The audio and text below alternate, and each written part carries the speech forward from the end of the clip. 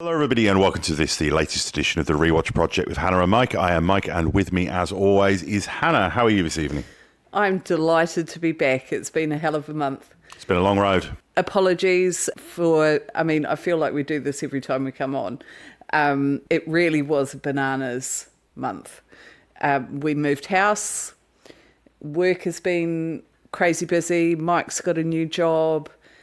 One of our children has started a new school. Every big life change you could have, we have basically experienced. And I had a double ear infection, which I've had it for 2 weeks now, but it's just started coming right. And as you can probably guess by Hannah's continued reclined posture. Back is still not good. But again, this is not the malady list No. video podcast. Perfectly fine. It's been a month. But it's really nice to be back. It's good to be watching Babylon 5 and talking Babylon 5. So yes, this is our first recording in our new house. So this is the fourth house that we've done Rewatch projects from? At our original. Did we? Yeah. Wow. So that's And one, then 2, 3, 4. This is the fifth. This is fifth. This is the fifth house. No more moves. This should be it. This should be it. Yeah. But I guess what we're saying for you, the loyal listener-viewer, we should have some more consistency moving forward because we have moved house. All of those changes are done. What are we talking about tonight, Anna? We're talking about B5, baby. Okay. The episode we talk about is called Soulmates. You can see Hannah realised her cue. Yeah. Oh, It's been a while. Yeah. We're talking about Babylon 5, mate. What do you want from me? Okay, it's episode 7 of season 2. Apologies if you can hear the rain, by the way. There's a ridiculously loud storm going on outside. You've got it all going on. Okay, the synopsis says, visitors to the station include Londo's 3 wives and Talia's ex-husband. Delenn has a bad hair day. Wow, okay. It is directed by John C. Flynn III and written by Peter David. All right. So before we get into that, a quick bit of housekeeping. Just a reminder that we do appreciate feedback. You can leave comments right here on the channel, or alternatively, you can email us at rewatchprojectpodcast@gmail.com. Likes and subscribes very much appreciated. The more people who subscribe, the more people find the channel, the more conversation ensues, which is a wonderful motivator for doing these things more frequently. Also, do check out our friend shows, including Chin Stroker versus Punter, The Good, the Bad, and the Odd, Talk With That Rhythm podcast, and Film Bastards. And we also very much appreciate likes and subscribes and donations via PayPal if and only if you can afford to do so without causing yourself any financial hardship, because we certainly do not want that. Okay, so before we get into the episode, any feedback, Hannah? Yeah. Firstly, how cool was it to interview Oshkosh Bagosh? That was so unexpected having that interview, and it was nice to see you guys get really excited about it. So thank you for that. I'm not going to read any comments on that episode because that was kind of a bonus. Thank you, Cool Daddy, for the feedback you've given on the previous episode. I'm not going to read it out here because it is a bit of a spoiler. Yes. So if you want to go and read it, then go for it. And seek it out. The coolest of Cool Daddies, keep that feedback coming because we love it. That we do. Okay, so we're going to hit pause. We are going to watch this episode, Soulmates, of season 2 of Babylon 5. You know all about that, don't you? We sure do. And then we will come back and tell you our thoughts on said episode. So be right back. Bye. And we are back. So we just finished watching Soulmates from season 2 of Babylon 5. Hannah, initial thoughts on this episode? This episode is a funny one because and I've been waiting for it. Not because I remember it particularly for, I do remember it for Londo's 3 wives and Talia's ex-husband and stuff. But what really stuck with me was Delenn's bad hair day. Yeah. And I've been waiting for it. I was expecting it to be earlier on. I wasn't expecting it to be 7 right episodes after she in. had her transformation. Yeah. When it started and Ivanova went into her room and she was all like, looking, having a bad hair day. I was like, oh, yay, it's that one. That's the one that like, with any kind of TV show, there are things that immediately come to mind when someone talks about the show. Well, I mean, it is probably, what, as ridiculous as it sounds, one of the more iconic images from this episode. Yeah, but also it's the kind of thing like, we always talk about Riker and his trumpet, And his blue pajamas. And his blue pajamas. Like, it's nothing that's ever going to change the fate of the story or be super duper important, but it's just one of those little bits of business that you remember and enjoy, and it's that kind of flavour that I love. Yeah. That you wouldn't get now if the show was made now. No, because there wouldn't be enough time. No. And also, the tone of television now is there's such a emphasis on realism and grittiness that there's not enough. Like back in the early 90s, there was still enough of the 80s hanging over that there was that kind of wildness. Like the craziness. There was stuff you could get away with in movies in the 80s and early 90s that you just couldn't get away with now. And I'm not talking about like political correctness. I'm just talking about the fact that audiences now wouldn't accept it. They go, well, that's silly. And because that's part of the fabric of shows like Star Trek and Stargate and Babylon 5, it means that they can go quite broad with stuff. And that often results in really memorable things. And I think that a lot of those wild edges have been shaved off television now because everything has to be very slick. That you don't really get those, for want of a better word, silly moments in a show that is largely dramatic. Yeah. I really appreciate those bits, and I think it just brings you in even further into the world and makes you a part of it, which I really appreciate. In terms of the more serious elements of the story, I hadn't really remembered Talia and her ex-husband really at all. No. I mean, it's a minor fine part of the it's storyline. Fine, and it was fine for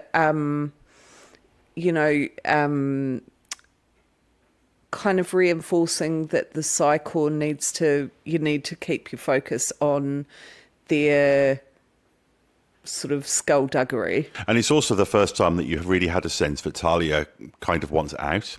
Like, she's always been kind of drinking the Kool-Aid up until this point. This is the first time where she's really expressed a kind of... It's not that she's kind of against them morally in the way that Ivanova is, but there's a kind of... It's more of... It's not even Psi Corps, it's more just a weariness of... She just knows there's more behind the curtain. Well, no, it's not. I didn't get that. I got it. She's just tired of hearing people's thoughts in her head all the time. It's more that she's tired of being a telepath than she is actually. Yeah. So it's not like a political thing. But she's also a bit frightened of them now. Yeah, well, I think she's been spending time... From previous episodes. Well, you get the feeling that she's never really had an alternative perspective on them. And this is the first time that she's never questioned anything. Well, it's like now with social media when people just exist in their echo chambers. This is the first time that she steps out of her echo chamber. Yeah. I do remember the outcome of Londo with his wives. Oh, when you were watching this episode? Yeah. The fact that he chose the one that kept being kind of horrible to him. Yeah.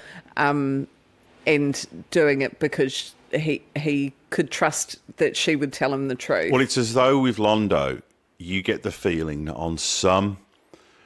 And this speaks obviously to all the larger things that are happening with him, this feeling that he's just kind of getting pulled, like something circling a drain. There's just this inevitable pull towards this destiny for him, that on an instinctive level, he understands the value of having somebody who calls it as they see it, isn't kind of going to around hand it to him.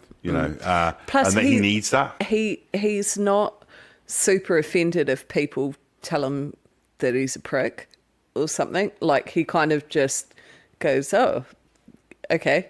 Like, when the doctor tells him to stick it, he's not really that offended. He's not going to hold on to that and he's just confused by it. Well, he's just a bit like, we're not married. Yeah. He it's water off a duck's back. I'm sure all of the stuff that Timov says to him is water off a duck's back, what her opinion of him is, just that she's not going to be two-faced with him. Well, I think so much of his life and career and culture is double dealings and subtext and people not saying what they mean. I think he just feels like he needs something that is clear, that kind of anchors in that respect. In some ways, it must be, I mean, this might be a bit reductive, but to put it into real world context, it must be like if you are perhaps neurodiverse in some way and can't read intonation or social cues inherently well, and to have someone be really straightforward with you and say exactly what they mean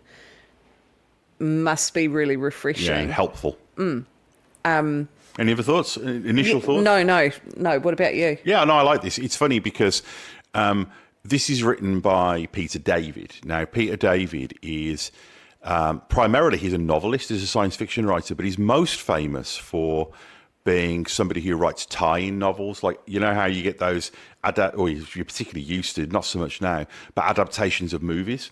Like you get the novelization of Gremlins Back or to the Back to the Future and Star Wars and all those kind of things. Isn't that what you had when you were a kid, when you were in hospital? Yeah, weirdly enough. And but he also wrote a lot of Star Trek novels. Right. Like not even adaptations, but like the ones we've got loads of in that cupboard. There's probably 5 Peter David books in there. And what I think that means is he is somebody who is able to understand the voices of other people's characters really quickly and really easily. That's kind of his superpower. And I said before about how the episode that I think it was one that Scott Frost wrote, where it wasn't that he got the voices of the characters wrong. It was just that it was really broad. It was like, Garibaldi was the cop character. Sheridan was the heroic commander.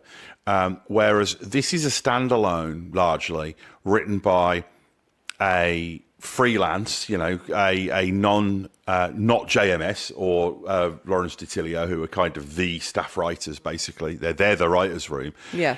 And I feel like this is a good example. I feel like, because the other thing about this episode is, with the exception of Natoth and the Poochie guy, Warren, every single series regular is in this episode. Even Lanier and Veer, every single one of them is in it. I noticed that too when Jakar comes up to Sheridan and has that initial chat with him. You're like, I was thinking, in this one. Oh, lovely, we're going to get everybody. But I think one of the reasons as well, this kind of dawned on me watching this, one of the reasons why I think there's a lot of episodes without a lot of the characters is, particularly in the episodes not written by JMS, is there's so many characters that I think that JMS maybe worries that a writer just coming in and doing a one and done. It's a lot of characters to get the voices of right. And actually, and I think kudos to Peter David, because it doesn't feel like a guest writer. That's what I'm saying, is that I think that his history as an adapter of other people's franchise work is the perfect kind of grooming for doing something like this. But I do think it is interesting that I think that this is possibly the most of the opening credits characters in one episode, certainly for a standalone, but maybe in the entire run of the show, apart from the pilot. And that's interesting for such a relatively inconsequential episode. But I think that this was an example of a good, fun, solid standalone that wades into the mythology of the show and has fun with the character of Londo and the kind of the campness of that kind of Napoleonic decadence of the Centauri, which you can play dramatically and tragically, but also does have scope for humour. The idea that, that they're polyamorous, that they have multiple wives. Of course, there's comedic potential there, or at least potential for silliness. So I think that this episode was solid. I had some good, solid guest actors in it. And I think that it told you things about the characters that are useful to just kind of have in the back of your mind when more consequential things happen a little bit further down the road. I must admit, I did think it was so delicious that Jakar shagged one of Londo's wives. Yeah, yeah. Like, it just... I almost get the feeling though that Londo wouldn't really care. Londo would not give I mean, I think he would on a kind of principle, but not emotionally. He's not in love with Marielle. No. But it did make me laugh because Jakar's only doing it because it's Londo's wife. Yeah, if it was anybody else, he'd be just spite, isn't it? Yeah. Couple of things I want to mention. Like I say, I don't have a huge amount to say about this episode. I said already. To be honest, the main storylines, as much as I enjoyed them, I do find them slightly forgettable.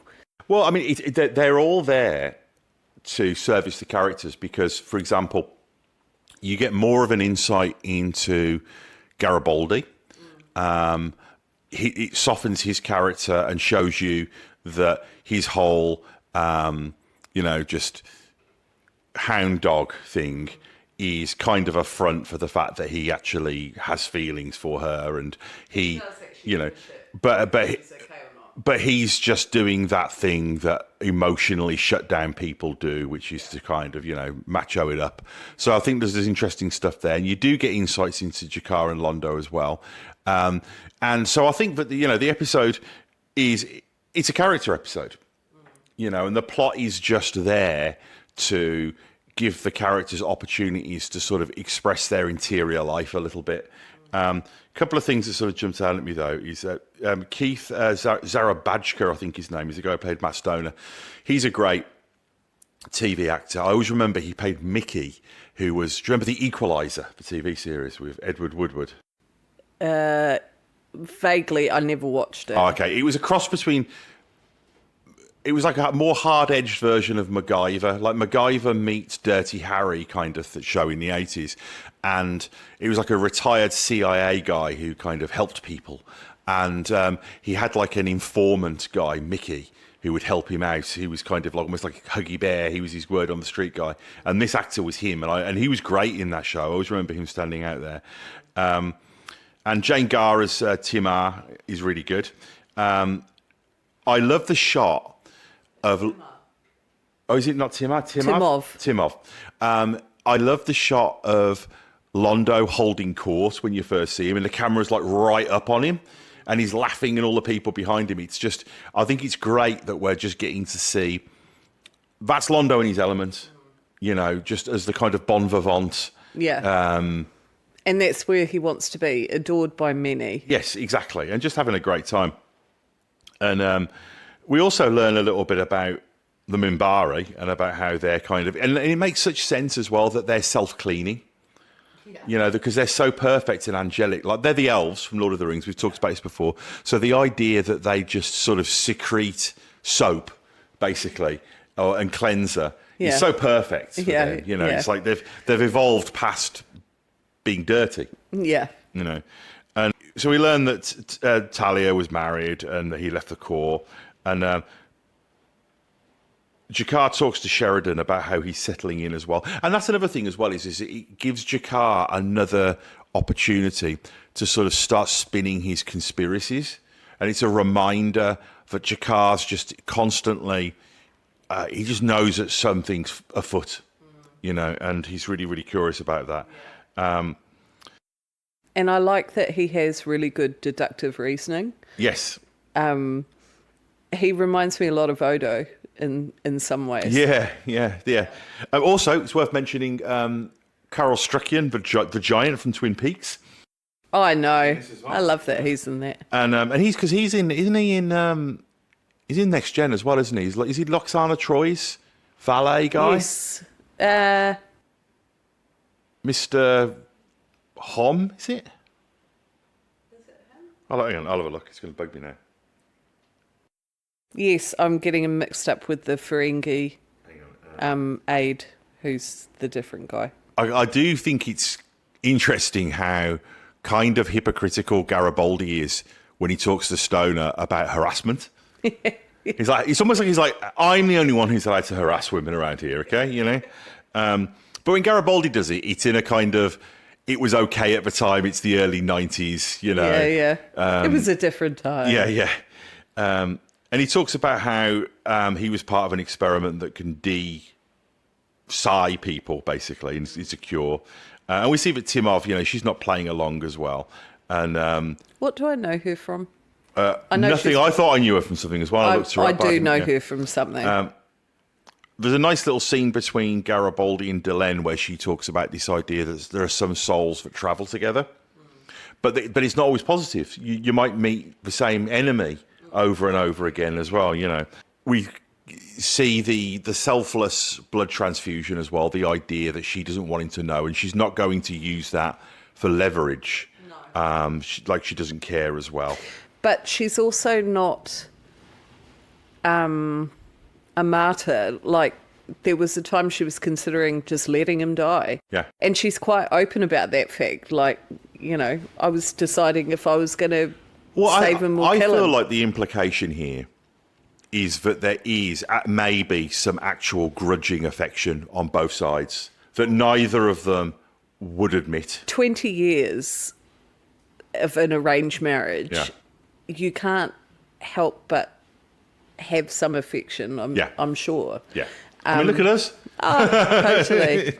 I like when Jakar wears shoes to the gathering, and she's like, "You are aware of the level of offence," and he's like, "Indeed." You know, and Londo's just again not bothered at all because he's like, "Well, of course." Yeah. You know, I think he finds it really. I think he'd be concerned. He would be worried if Jakar was pandering to him. He'd be like, "What's going?" I mean, going on here? He's essentially Timov. Yes. For him as well. Yeah. Always straight up and hates him. One thing I noticed as well was, because Hannah's been watching a lot of Next Gen and we've been watching DS9, and I've just noticed Stargate SG, all 10 seasons of Stargate SG, one have just dropped on Netflix. So I might have to give that show that's the only 90s sci-fi show I haven't done. And but what I've noticed is, what is it about sci-fi shows and tiny drinks? Oh yeah, they're all up for a tiny drink. And also, I've been Hammer movies as well, like or period movies as well, where you see people with these tiny drinks. I'm like, really, what's the point? It's like, it's not even social. It's like, you know, you pour them, you drink them, and you're like, well, bye. You know, it's like shortest social gathering ever. It's but that's definitely a sci-fi thing. And what we get is that the long and short of it is that Sheridan believes that Stoner is still in Psi Corps, and that it was a double bluff, and that he hasn't been cured, but he's an evolution. They've made him elevated. An empath. Yeah, so instead of just reading minds, now they're able to influence them. It's like an Inception kind of thing. So again, another sort of hidden bit of value from this episode is the implication that Psi Corps are, you know, they're just ramping up. Yes. So any final thoughts, Hannah, before we wrap up? No, thoroughly enjoyed the episode. Really pleased to see Delenn having a bad hair day again. Yeah, and cramps. Just love it. And I'm just so delighted to be back and bring on the next one. Yes, we are getting very close to some quite seismic episodes. So if you have not watched Babylon 5 before, I would say strap in, because things are going to get pretty interesting pretty soon. Quick reminder that it's about to get real. That it is. Quick reminder that we do appreciate feedback. Leave comments here on the channel. Check out our friend shows, and donations via PayPal. Very much appreciated, if and only if you can afford to do so without causing yourself any financial hardship. What are we talking about next time, Hannah? The next episode is called A Race Through Dark Places. The synopsis says, Bester has Talia investigate an underground railroad of telepaths escaping the Psi Corps. It is directed by Jim Johnston and written by JMS. Alrighty then, we'll see you real soon. Bye-bye. Take care.